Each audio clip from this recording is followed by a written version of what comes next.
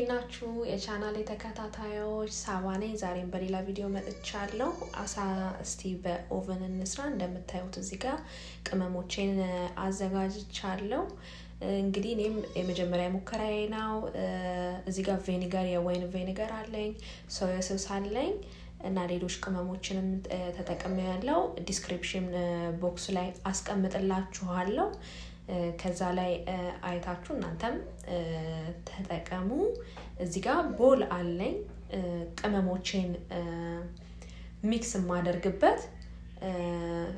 መጀመሪያ ሶያ ሶሱን እና ቬኒገሩን አደርግና ከላይ ቅመሞቼን አደርጋለሁ ማለት ነው።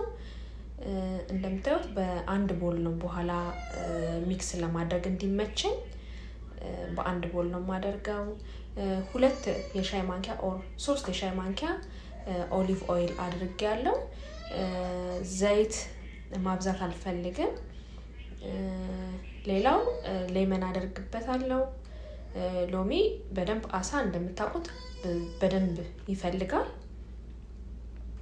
እና በደንብ ውሃ ያለው ሎሚ ብንጠቀም፣ እኔ ሙሉውን ነው የተጠቀምኩት። ካላችሁ ቬኒጋርም መጠቀም ትችላላችሁ፣ ነጩን ቬኒጋር ማለት ነው።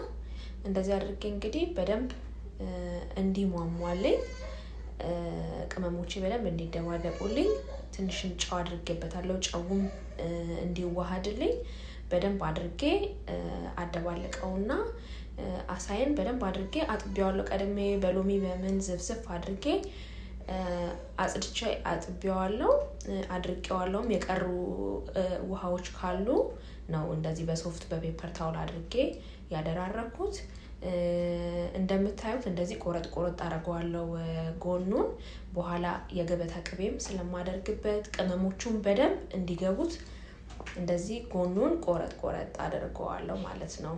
ውስጡ ቅመም በደንብ እንዲዋሃደው እና ሰብስክራይብ እያደረጋችሁ በሌላም ቪዲዮዎች እመጣለሁ። ቻናሌን ሰብስክራይብ ያላደረጋችሁ ሰብስክራይብ እያደረጋችሁ ቪዲዮዬን እዩላለሁ። በቃ ቦሌን እንደዚህ ያዘጋጀሁት ቅድም ያው እንደዚህ በደንብ ሪላክስ አድርጌ ለመቀላቀል እንዲመቸኝ ብዬ ነው። በደንብ አድርጋችሁ ውስጡ ድረስ በደንብ እንዲገባው ቅመሙ በደንብ አዋህዱት። ውስጡ መሀሉንም ሆዱንም ክፍት እያደረጋችሁ በደንብ ማዋሃድ። ስለዚህ ፍርኖ ዱቄት ላይክ ሽሮ ምናምን እንደምንጠቀመው አይነት አይደለም እኔ የምሰራው። ዘይቱንም በደንብ ለመቀነስ ብዬ ነው። በዘይት አይደለ በደንብ አሳ የሚጠበሰው እና ያንን ላለመጠቀም ነው።